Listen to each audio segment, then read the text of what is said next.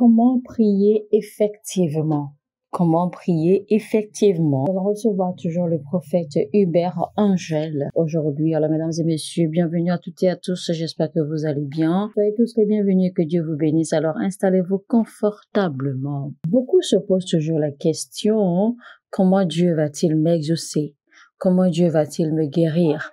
Comment Dieu va-t-il me donner ceci et cela? Tout le monde prie Dieu. Imaginez un peu le nombre de prières qui s'élèvent vers Dieu chaque jour. Même ceux qui ne croient pas en Dieu aussi prient. Mais je voudrais que vous compreniez ceci, que la prière n'est pas pour avoir des informations, mais la prière, c'est pour votre formation. Donc, ne pensez pas que quand vous priez, en fait, vous informez Dieu de vos problèmes. Non, Dieu connaît déjà vos problèmes. Il connaît déjà vos points de prière. Donc, vous ne l'informez de rien. Donc, à travers nos prières, nous n'informons pas Dieu, mais c'est plutôt nous qui sommes formés par nos prières dans la présence de Dieu. C'est ainsi parce que la prière est un protocole établi dans le règne de l'esprit. Donc, la prière est comme une garde sécuritaire, d'accord?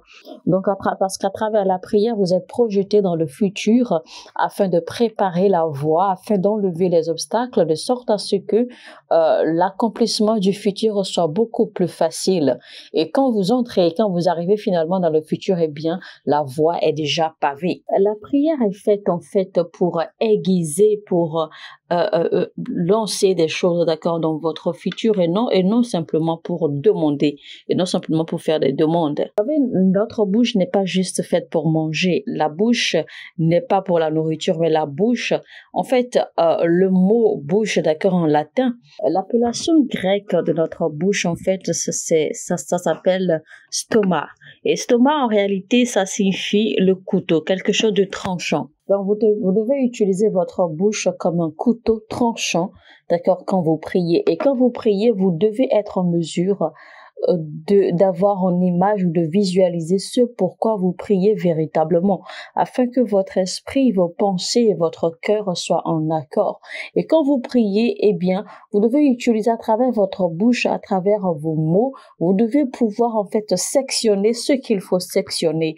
Vous devez pouvoir enlever obstacles, d'accord, de votre futur et préparer ce que vous désirez pour le rendre parfait. Et je sais que certains disent, voici, j'ai reçu des prophéties, mais ça ne s'accomplit pas.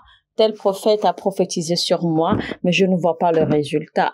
Mais je vais vous annoncer que la prophétie ne vous donne pas le miracle. Ce n'est pas la prophétie qui provoque le miracle, ou ce n'est pas la prophétie qui vous donne le miracle. La Bible dit clairement, utilisez ces prophéties ou utilise ces prophéties comme des armes. Les commandements que je t'adresse, Timothée, mon enfant, selon les prophéties faites précédemment à ton sujet, c'est que d'après elles, tu combattes le bon combat. 1 Timothée 1:18. Vous avez donc le devoir d'utiliser les prophéties faites sur votre vie comme arme et combattre avec. Parce que généralement, les prophéties sont contraires à votre situation présente.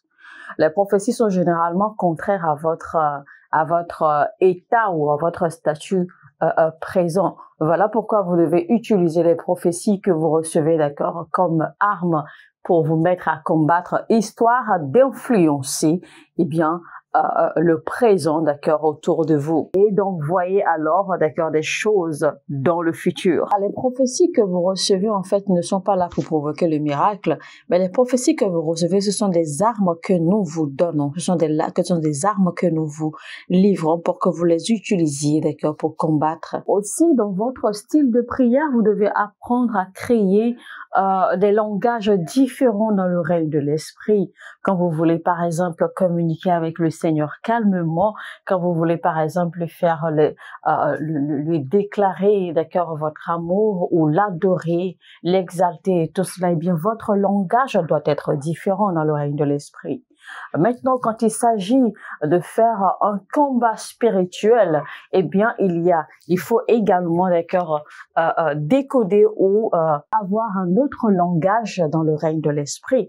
Parce que quand il s'agira alors de combattre, eh bien, les armes ou le langage que vous utiliserez forcément sera plus agressif, plus commandeur, plus autoritaire et beaucoup plus fort et beaucoup plus puissant. Apprenez donc à utiliser toutes les prophéties que vous recevez, toutes les prophéties de la parole de Dieu et aller au devant de l'Éternel et transformer-les en armes de combat et lutter avec. Alors, mesdames et messieurs, c'était donc comment prier effectivement par les prophéties avec le prophète Hubert Angel.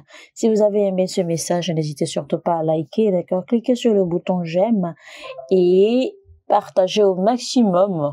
Autant que vous pouvez, abonnez-vous si vous n'êtes pas encore abonné et activez la cloche de notification afin de ne rater aucun de nos messages. Sur ce, je vous dis que Dieu vous bénisse énormément et à très bientôt. Shalom, shalom chez vous.